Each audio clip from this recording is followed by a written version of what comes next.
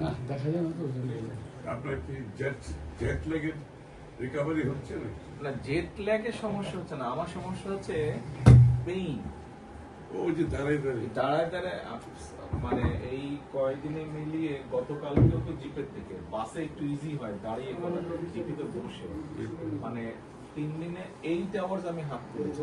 আমরা হিসাব করতেছি, আমি তো বাসায় গিয়ে বুঝবো। আমরা বলতেছি আরেকটা ঝামেলা হচ্ছে আপনার, সেটা হলো সেই পরিবার অলমোস্ট এক পুরো শোল্ডার কিছুক্ষণ পরে আরেক ডানের পায়টা পুরো বাঁকা।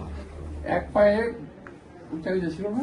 এক পায়ে উঁচা নিচে, তাতে হয়েছে কি আবার হ্যাঁ, হাঁটুতে দেখলাম ব্যথা। এটা আমি ফিল করছি বলে যে এই এক পায়ে তো মানে হাঁটুতে ব্যথা, হাঁটুতে পরে ব্যথা করছে। যাই হোক, এগুলো ঠিক হয়ে যাবে।